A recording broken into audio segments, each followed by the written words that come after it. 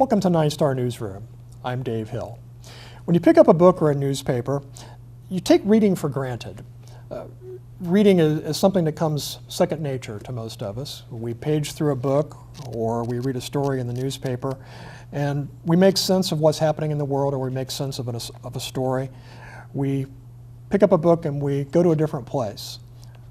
Or we read about things that have happened and it helps shape our views of what's to come. But imagine a world in which picking up a book and reading the words doesn't really generate any knowledge or understanding. They're just words strung together, like words on a list or a spelling test. That is the case, that is the situation with a lot of young people, a lot of children in our schools. They are not good readers. They don't understand what they're reading, and so as a result of that, they don't pick up books because they're not confident. Well, in Greenfield Central Schools, a program has been in place now for several years called the United Way Readup program that helps third graders learn how to read better. And the importance of that is that as students learn to read in the early parts of school, they then transform into learning or using that reading ability to learn other things going forward. So it's a very critical part in a young student's development. The stories that you're about to see take us into the heart of the United Way Readup program and the importance of having children learn how to read proficiently. One of the axioms of elementary school education is the concept of learning to read. Obviously, that's the foundation of everything that happens in a child's education. Learning to read is very critical, obviously, in grades 1, 2, and 3. In grade 4, the process kind of switches a little bit, and students are then reading to learn. And the difference is that kids must have a really good understanding of being able to read by the time they get to 4th grade. That's why the state has put in place some new reading standards that really stress the importance of understanding how to read. And those standards are so strict that students risk being left behind in 3rd grade if they don't pass a very important high-stakes state exam. That's why programs such as the Readup program in Greenfield Central Schools is so important. With me is Jan Panther. Jan Panther is the longtime coordinator of the Readup program in Greenfield Central Schools. Readup is a United Way program that basically pairs up tutors, volunteer tutors, to read with at-risk children, what they call reluctant readers. Jan, thanks for being with us. We are in a tutoring session right now at Harris Elementary. Jan, can you just kind of describe what's going on behind us today? Well, the tutors have about 30 minutes with each student, so this is our first classroom, our first session that is going on right now. The children have picked out books, either nonfiction or fiction, their choice, so that brings some accountability to the program. You know, the children have some ownership there. Then the children read to the tutors, and the tutors ask questions throughout the reading time and discuss new vocabulary words, make sure comprehension is in place, decoding skills, fluency, watching those punctuation marks so that fluency is good, and just to get a better understanding of the text that they're reading. How do you identify the students who come in to read up? The students are tested throughout the program with a test called SRI, Scholastic Reading Inventory, so all 3rd graders in our school take this test, and then based on the test scores and teacher input, the children are placed in the program. And these are all reluctant readers. They have trouble reading or they don't like to read. How do the tutors actually unlock that interest and spark that passion for the kids? That can definitely be a challenge. They're reluctant, whether because they're not comprehending, so they lose interest. They might not have the fluency in place. They see some of their peers progressing further than they are, so for many reasons they are reluctant readers, and the tutors can build or change that reluctancy into hopefully enthusiasm by the end of the year, partly just by building a relationship with them. That's really the first and foremost, to build that trust and relationship, knowing that their tutors are going to be in place every week. They see that familiar face, they come in with a smile because their tutor's here, and then from there they build and work on the strategies that the kids need to work on. How do you pick the tutors? The tutors come to us from a variety of sources, whether it's through businesses in town, in the community, word of mouth, advertisement in the newspaper, or on the United Way of Central Indiana website. So we get them from a variety of sources. And the tutors get training, right? How does the training work? The training takes about an hour and a half to 2 hours. It's either in a group session or one-on-one. If we have tutors come in and they're interested in being trained, we're more than willing to do a one-on-one training session. What sort of bonding takes place over the course of the school year? Because the kids work with the same tutor from September all the way through April. So Actually, May. Into May. Yes. Mm-hmm. So it's basically the same sort of relationship they might have with a teacher, right? Yes. In a way? In a way, and sometimes not better, but a little more intimate in the fact that it's one-on-one. So they really get to know the child through conversations and their experiences. And in the beginning, the kids are kind of standoffish and they might stand back from the tutor, and there's not that lighting up of the eyes and the smile when they walk in the room. That only lasts for a couple of weeks. And then when they come through that room, they see their tutor, the face, the smiles, the connection. And then by the end of the year, when we wrap it up, it's really kind of hard to say goodbye. So, yeah.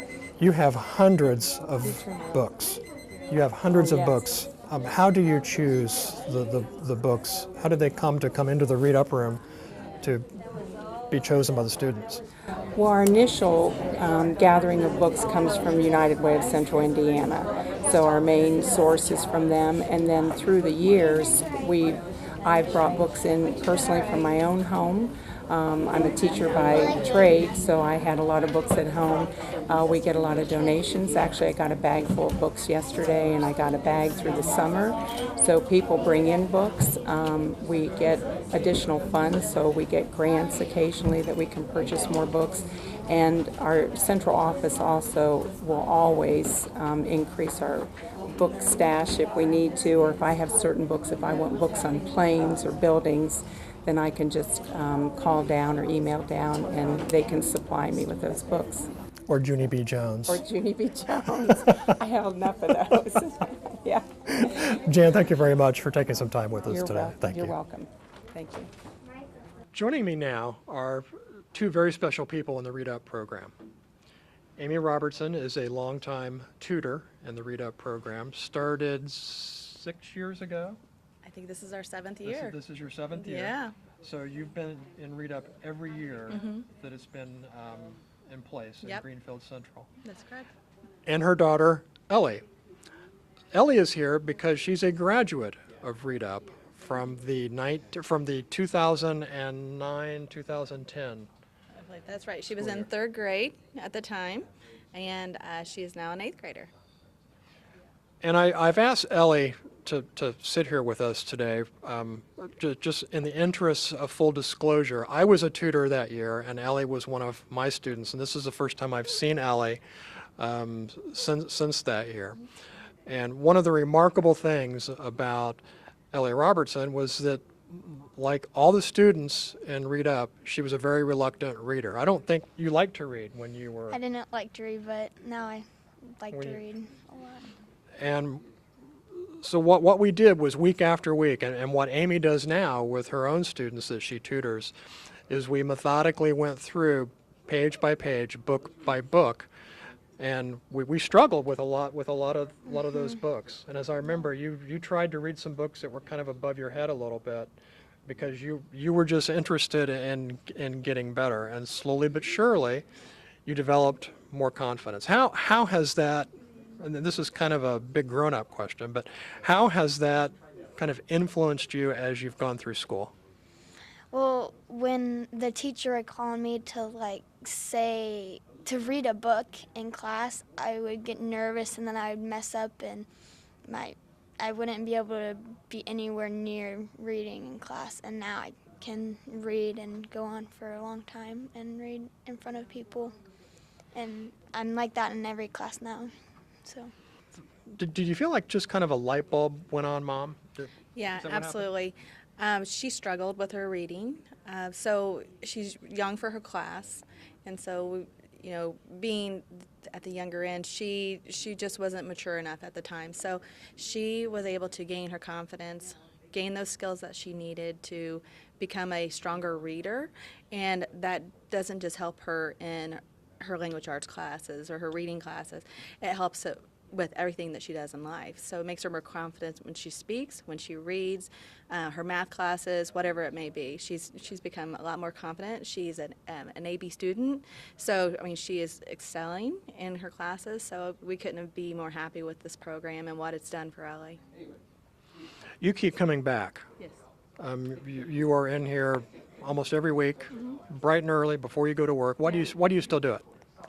Because I see what it's done for my daughter. I was a tutor before she started in the program. So the first year, you see the kids grow from day one through the end of the school year, and it's just amazing to see what they can do in a short period of time. Just having the focused time reading with a tutor that they may not get at home, and then in the classroom. The classroom, there's 20 plus kids in a classroom, so they don't get that one-on-one with their teacher. So to have this time with the tutor it's something that can't be replaced. So I definitely think it's a great program and encourage people to volunteer. We always need volunteers for Readup, so please volunteer if you can. Amy and Ellie, thank you for joining us today. Thank you. Appreciate it. Thank you very much. Through my career in HR, I've been very involved with United Way in a lot of different capacities, and I wanted to continue that in giving back when I retired. And so one of the first things I looked at that had always been intriguing and I never thought I had the time for was Readup and working with kids and improving their lives through the Readup process. Kathy Spivey is a third grade teacher here at Harris Elementary in Greenfield, and she's on the front lines of being sure that students understand that when they read, they understand what they're reading. Kathy, can you describe for us the difference between a student who reads fluently and a student who might be struggling in their reading? How does that manifest itself in the classroom? I think a lot of it boils down to their confidence in their reading ability. I have noticed that my more fluent readers are more confident, they feel more successful, they choose to read more challenging material, and they can get through it a little more quickly than children who struggle with the fluency piece. Also, I've noticed my kids that have a higher fluency also have a deeper understanding of the stories. And so what happens to the students who struggle? They get frustrated and they lack confidence, and I think that they start kind of losing their zest for school a little bit when they struggle with reading. We've also noticed that there's so much reading now involved with not only the activity of reading, but also the reading component in math. So it's goes through a variety of curriculum that if they struggle with that reading piece, it also will negatively impact them in other areas as well. So the Readup program, it gives you a good foundation in terms of kind of like reinforcements for their classroom education. What have you noticed about students who go through the Readup program and their ability to catch up in their reading? It's absolutely amazing. I've done this, I've been teaching here as long as the Readup program has been here, and it is so exciting to see these children who do struggle at the beginning end up being, at the end of the year, able to pass that I read and being able to be a successful reader. And I have feelings that it absolutely boosts their self-confidence. It makes them want to read, and they enjoy reading. And I've learned that in order to really be successful at something, you have to enjoy it. And I noticed that my kids, by the end of the year, have grown so much that they're excited about reading. And I do have a follow-up as they go to 4th grade, and I understand that they are still being successful as 4th graders. Harris Elementary, where Readup was piloted in 2009, 2010, is something of a success story in the Greenfield Central School District. It went from a situation where the performance was so poor here that parents were able to, were given the chance to withdraw their children from Harris if they so chose. It was part of a state program for accountability. You can compare that to what happened just a couple years ago when Harris Elementary became a 4-star school, which is the highest academic award that a school can receive in Indiana. With me now is Jan Kurt, the principal at Harris Elementary, who oversaw the transformation from a situation that was not ideal into one where ISTEP scores are now in the 90s. Student achievement is generally characterized as being very strong here. Jan, thank you for being with us. I want to talk a little bit about what strategies and tactics you were able to adopt that have led to such major changes here at the school. Sure. Well, first, know that it was heart-wrenching when we became a school choice school and parents could say, yes, I want to go to another building. We didn't have very many that wanted to do that, but teachers came together with me in the summer and we developed an entirely new schedule, an entirely new way of looking at things. And we didn't throw everything out, but we knew we had to be a little tougher and make some changes so we could provide that opportunity for every child. And honestly, one wonderful thing that came out of that was the Readup program. We began with 4th graders, as you know, and then when we became a K-3 building, we started with 3rd graders. And we really think that having that one-on-one attention with an adult that is very caring with that child that's struggling has really made a difference for us. Can you draw a thread through thinking about all the students who've been through Readup, and there have been hundreds? Are there any common denominators among those students as to explain why they struggled when they came through? You know, that's an interesting question because we have children that are from low socioeconomic status to children that are doing very well. So it's more a matter of maturity in children. There are more than not that we wonder, you know, how many books have been read at home when they were little, how many books are in the home, what experiences they've had as far as, you know, not worldly, but even community experiences as far as learning to read. So there's no magic bullet as far as what child is in there, but we do see that it's a maturity issue, and we see them mature drastically throughout the 3rd grade year when they get that one-on-one attention. I'm a parent, and my child struggles with reading, lacks confidence. What can I do at home to help my child become a better reader? I get that question all the time. Read, and you know, it's harder for parents to understand, no, wait, my child's in 3rd grade. I should still be reading. Absolutely, read. Show them that love of reading. You read the newspaper. You know, read on your Kindle.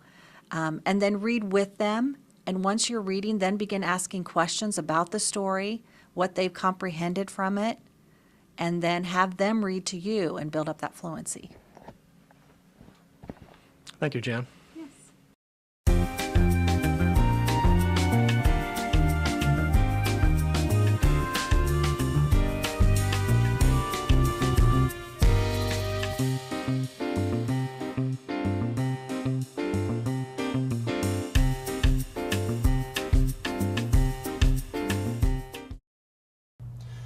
Welcome back to 9-Star Newsroom. Joining me today for a continued discussion about childhood literacy, to my far right is Dave Gray, the director of the Hancock County Public Library, and Ann Vale, the Assistant Superintendent of Greenfield Central Schools. Thank you both for visiting the newsroom today. It's a pleasure to have you in. Ann, I want to start with you. I want to wrap up our discussion about Readup. The United Way Readup program has now been in place for 6 years. This is the 7th year for it. How are you able to measure the progress that students have made over the first 6 years of the program? Can you kind of give us a overarching view of how the program has succeeded? Certainly. And let me begin by saying that this program really offers two unique components for us to help students who have not yet mastered their foundational reading skills. First, it provides a caring adult who comes in and serves as a tutor to work 3 days a week with these students, and that gives them additional practice to master those skills. We identify those students at the beginning of the year through what's called an SRI, a reading inventory, that tells us which students really are most in need of catching up. And those students, we choose 20 at each of the 3 elementary schools that participate, then receive the Readup program 3 days a week. We continue to measure their progress throughout their 3rd grade year with some local formative tests that we're giving to all of our students in reading that help measure their progress in those foundational skills. And then, as you know now, ready for its 5th year, the state of Indiana gives the iRead assessment to all 3rd graders, and that's that opportunity to measure whether they have those foundational reading skills they need to read to learn. And we're really pleased, in large part, to the support of the Readup program, that for Greenfield Central students, we have been right at between 95 and 97% of our 3rd graders passing that assessment. Those Readup students who started 3rd grade needing to catch up, about 97% of the Readup students successfully passed the iRead exam at the end of 3rd grade. So I think we know the power of that extra practice and the support of that caring adult. So my interesting takeaway from this is that a higher proportion of Readup students pass iRead than do 3rd graders in the general population. That is correct. Which is remarkable considering they started out the year at least somewhat behind. Correct. What their Their reading peers. level, Yes. what their reading level should be. Yes. Thank you for helping to put that in perspective. After this many years, can you point to any specific success stories anecdotally? Kids that you see excelling, who by now are in 8th grade, I guess? I think we can talk about some anecdotal, if you will, bonus effects of Readup. One of them being that because the program meets those 3 days a week and those students know that that adult is going to be there to read with them, we saw and continue to see increased attendance of those students. So they make certain that they're present so that they can participate. And those habits just kind of become habits for them, so they continue to have better attendance. And when they're here at school, we have better opportunities to continue to help them grow. So that's just one piece, but I think the confidence that we see in some of those students that they earned and gained during Readup have continued to maintain themselves now. Those students are in junior high.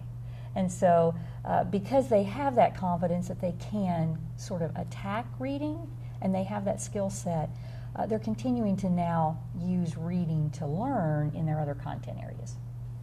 I want to pivot now to a discussion about another program in support of childhood literacy, which is just starting up in Hancock County, and that's called Imagination Library. And both of you are part of that startup effort. Let's talk a little bit about what Imagination Library is and why it is so important. And can you address the startup of Imagination Library to start out with? I can, and as I have noted to you, I can see a parallel between the Readup program, which brings caring adult volunteer tutors into our schools to help students read, with this new Imagination Library initiative, which is being made possible by a caring community that wants to support and provide this early literacy program for all Hancock County children. Imagination Library is a product of a Dolly Parton Foundation that brings high quality books into the home through mail delivery to every child, birth through their 5th birthday, on a monthly basis, free of charge. And through that, children end up building a library of 60 high quality beginning to read books, picture books. And the intent is that by providing that book and some ideas for parents about how to use those books, that children begin to have regular reading from birth. Does reading to my child in the cradle, does that actually help? Most definitely. There's just a wealth of research on this topic about the power and benefits of early literacy. Let me share with you just a couple of key research points. We know that a child's brain develops to 80% of its adult size by age 3. So certainly starting from birth is very important from that perspective. We also can see from research that children who have been read to through the Imagination Library program have scored 15% higher on kindergarten readiness inventories than children who did not have the Imagination Library program. So it is important for parents to read to their children, even though their children might not really understand what the parent is reading to them when they're infants or 1-year-old or 2-year-olds, but it does help with their learning to recognize words and, of course, just the culture of the household with books always being around. Dave, you're around books. I am. All day, every day. I am. But what's the library's role in Imagination Library? Our role in Imagination Library, and I can't tell you how excited we are to be a part of the Imagination Library program and the initiative, but our specific role will be the enrollment of the children, the book order placement, as well as the program promotion. So as you may know, we have many wonderful services, story times, programming, material, geared specifically for early literacy. We do a lot of outreach to a lot of daycares and preschools, so that gives us the opportunity to really get the word out about Imagination Library on top of what we're already doing. How do I sign up? You'll be able to go into any of the library locations in the county and say you'd like to sign up for Imagination Library, and our staff will take care of the registration process.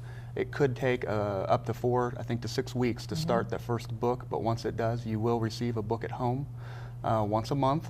And that kind of allows the child and the family to build that home library, and then also brings them into the public library and makes that connection. So, you know, it kind of opens the doors to a bigger library as well. Indeed. I'm sure this isn't cheap. Books tend to be rather expensive. How is this being paid for in the community? The initiative is really a partnership between the Hancock County Public Library and the Hancock County Community Foundation. And the foundation is really supporting the startup of an endowment fund that will be specific to the sustainability of Imagination Library in this community forever. So it costs $26 a year to provide those 12 books, one a month, to each child. And so the goal is to build that foundation's endowment so that it will sustain that. Until then, the foundation is supporting that through funds from other existing donations. A couple of quick points. We want to say that they're kind of launching this endowment fund through a giving week, November 9th through the 13th, where they're matching every dollar with 50 cents. And I also think it's important to note that in order to launch the program successfully, in 2016, we will provide that book to children who are born Correct. in 2016 Correct. So we'll begin enrolling children that are born in 2016, and then in 2017 we'll be able to enroll anyone born in 17 and 16, and then so on until we're all the way through registering anyone birth to 5. We feel that that slower start allows us to build up that funding and that endowment to make this a sustainable project initiative into the future.